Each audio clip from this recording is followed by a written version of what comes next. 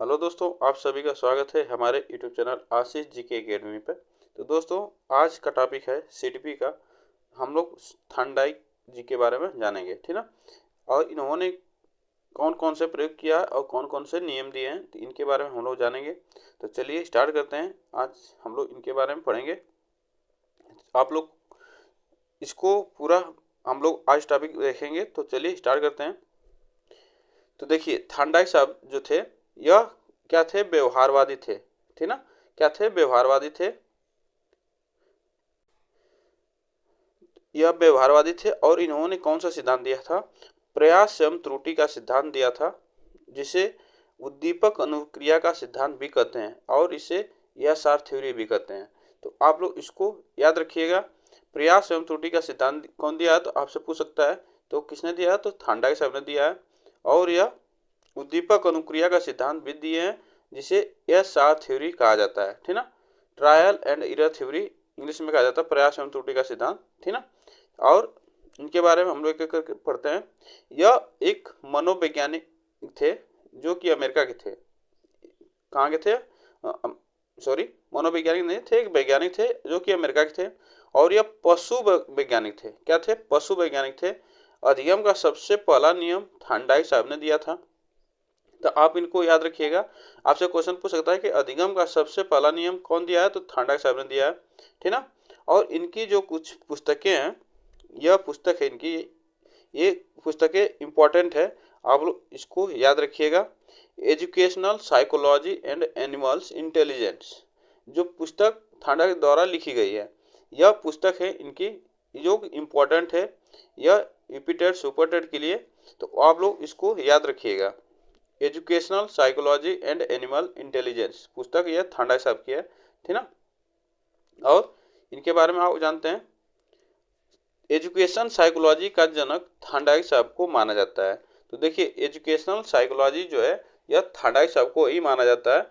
तो आप लोग इनको भी याद रखिएगा, इस टॉपिक को, इस पॉइंट को भी याद रखिएगा कि एजुकेशनल साइकोलॉजी का जनक किसे माना जाता है? तो थांडाइक साहब को माना जाता है। और इनका जो सिद्धांत है, अब सिद्धांत हम लोग जान लेते हैं। जो सिद्धांत दिया थे, उद्दीपक अनुक्रिया का सिद्धांत, उद्दीपक अनुक्रिया का सिद्धांत। और इससे हम लोग प्रयास एवं त्रुटि का सिद्धांत करते हैं। जैसे इनका हम लोग पढ़ लेते हैं।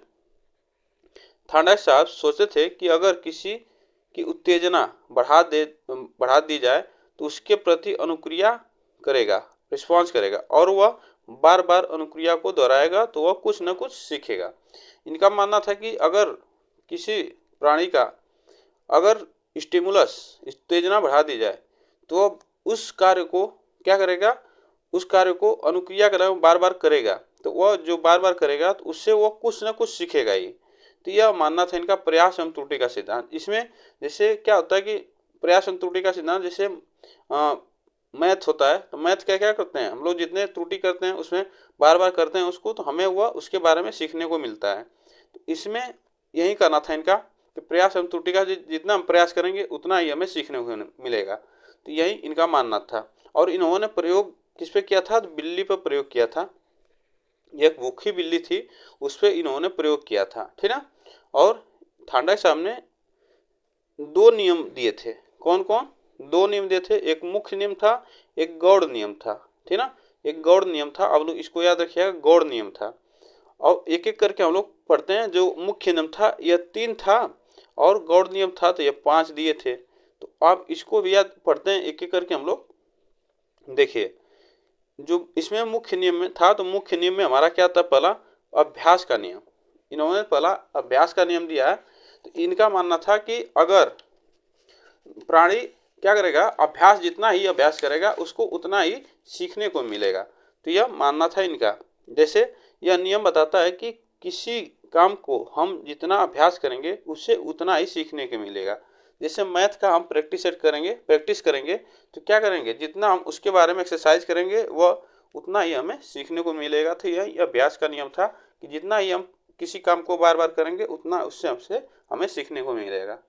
और तत्परता का नियम जो सेकंड है, यह नियम था तत्परता का नियम। यह नियम बताता है कि किसी काम को करने के लिए हम जितने तत्पर रहेंगे उससे उतना ही जल्दी सीख लेंगे। तो अगर तत्परता का नियम यह बताता है कि अगर बच्चा सीखने के लिए उत्तेजित है, रेडी है, तैयार है, तो वह उस काम को जल्दी ही सीख लेगा। अगर वह बच्चा तैयार नहीं है, उसको हम ज़बरदस्ती सिखाएंगे तो वह नहीं सीख पाएगा। अगर बच्चे के अंदर सीखने की चेष्टा होगी, अगर रेडी होगा, वो सीखने के प्रति रेडीनेस होगा, तो वह जल्दी सीखेगा बच्चा। तो यह इनका तत्परता का नियम था, जो कि मुख्य नियम में आता है। ये थार्डाइक साहब ने दिया है। और एक और तीसरा इनमें मुख्य नियम में है, जो कि प्रभाव का नियम कहा जाता है, लॉ ऑफ इफेक्ट।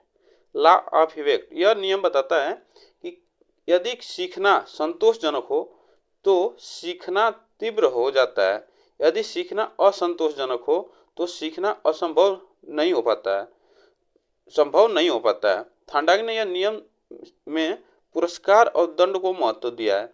देखिए, थार्डाइक साहब ने इस नियम को पुरस्कार और दंड को महत्व दिया है, तो आप इसको याद रखिएगा। और इससे प्रभाव का नियम को इनका मानना था कि बच्चा अगर जितना कार्य को तेजी से सीखेगा, तीव्र रहेगा, वह उसको क्या करेगा, उतना ही संतोषजनक रहेगा, ठीक ना। अगर उसके अंदर चेष्टा नहीं रहेगी, बच्चे के अंदर अगर सीखना असंतोषजनक रहेगा, तो वह संभव नहीं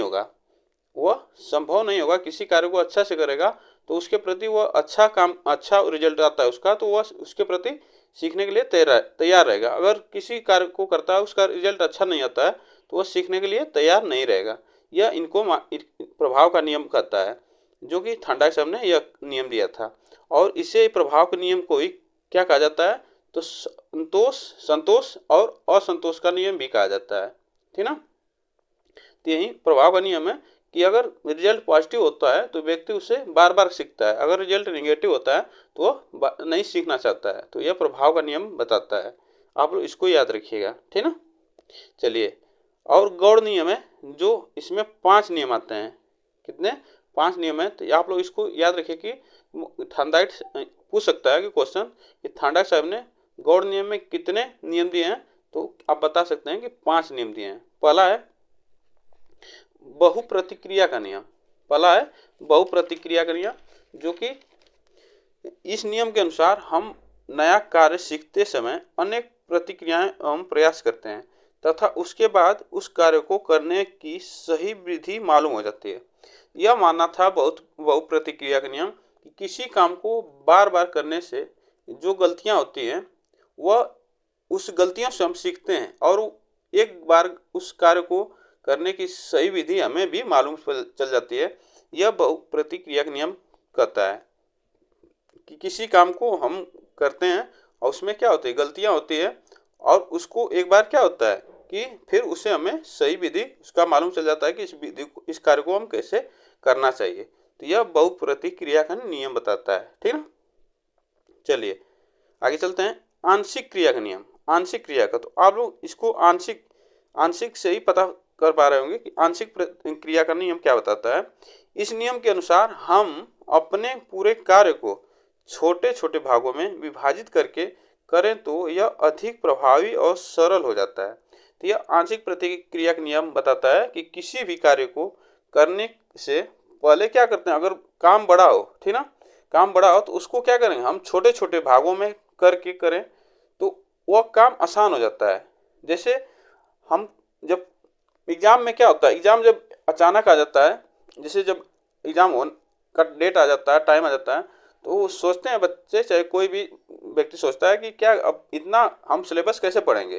तो वह क्या करता है कि थोड़ा थोड़ा करके उसको पढ़ेगा, तो यह क्या होगा, उसके विभाजित करके छोटा छोटा पढ़ेगा तो वह प्रभावित होगा और सरल हो जाएगा। तो यह आंशिक क्रिया का नियम बताता है, ठीक ना। परीक्षा को पास करना, यह क्या करना है, आंशिक क्रिया का नियम बताता है, छोटे छोटे भागों में उसको पढ़ना, ठीक ना।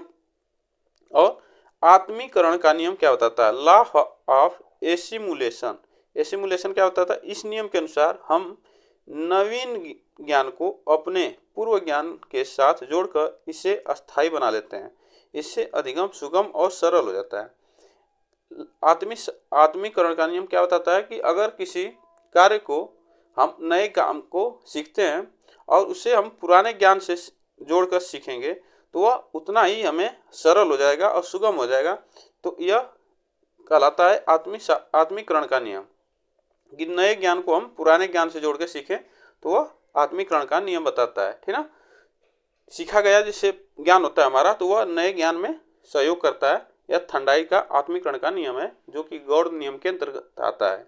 आप लोग इसको याद रखिएगा। और इसे आत्मीकरण का नियम को सादृश्य अनुक्रिया भी कहा जाता है, इसको भी याद रखिएगा। और जो चौथा नियम है इनका, गॉड नियम का, मनोवृत्ति या अभिवृत्ति का नियम कहा जाता है, law of attitude. Law of attitude, यह नियम बताता है क्या? यह नियम हमें यह बताता है किसी भी काम को करने के लिए जितना हमारी अभिवृत्ति एटीट्यूड होगी उतना ही ज़्यादा उस काम को सीखेंगे, और अगर अभिवृत्ति कम हुई तो वहाँ पर निगेटिव, जैसे अभिवृत्ति कम हो जाती है तो वहाँ पर हम काम कम सीखते हैं। तो यह नियम बताता है कि अगर बच्चा का मूड अच्छा हो, क्या कहता है कि अगर बच्चा का मूड अच्छा हो तो अभिवृत्ति अच्छी हो उसके, तो वह बच्चा उतना ही अच्छा काम को सीखेगा। अगर बच्चे का मूड सीखने का नहीं है तो वह बच्चा क्या करेगा? नहीं सीखेगा, वह नहीं जल्दी सीखेगा। तो जब उसके बच्चे का मूड अच्छा होता है तो वह अच्छा जल्दी सीखता है, अगर बच्चा का मूड अच्छा नहीं है तो वह नहीं सीखेगा, ठीक ना। यही बताता है मनोवृत्ति या अभिवृत्ति का नियम, तो आप लोग इसको भी याद रखिएगा, ठीक ना। चलिए आगे चलते हैं। साहचर्य क्रिया का नियम। साहचर्य क्रिया का नियम क्या बताता है? Law of associative shifting. Law of associative shifting, यह नियम क्या बताता है? इस नियम का अभिप्राय है पहले की गई क्रिया को अन्य परिस्थिति में भी उसी प्रकार करना।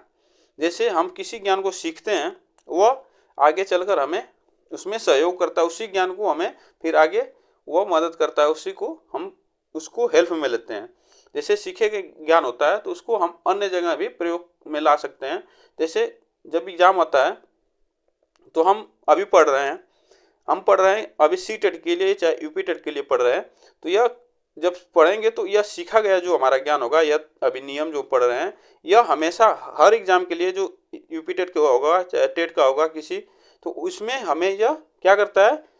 मदद करेगा। तो यह यही परिस्थिति के अनुसार क्या होगा? उससे सहयोग होगा। तो यह हमारा क्या कहलाता है? साहचर्य का नियम, जो कि सीखा गया ज्ञान जो होता है वह हमें अलग अलग परिस्थितियों में भी मदद करता है, उसी प्रकार काम करता है। तो यह साहचर्य का नियम कहता है। तो दोस्तों, यह जो थॉर्नडाइक का नियम है आप लोग इसको याद रखिएगा। अगर वीडियो आपको अच्छी लगी हो तो वीडियो को लाइक कर दीजिएगा और चैनल को सब्सक्राइब कर दीजिएगा और बेल आइकन को दबा लीजिएगा। और जो लोग नए जुड़ रहे हैं प्लीज़ आप लोग सब्सक्राइब कर लीजिएगा और वीडियो को शेयर कर दीजिएगा। वीडियो अच्छी लगे तो लाइक ज़रूर कर दीजिएगा। तब तक फिर मिलते हैं नेक्स्ट वीडियो में। आज के लिए बस इतना ही।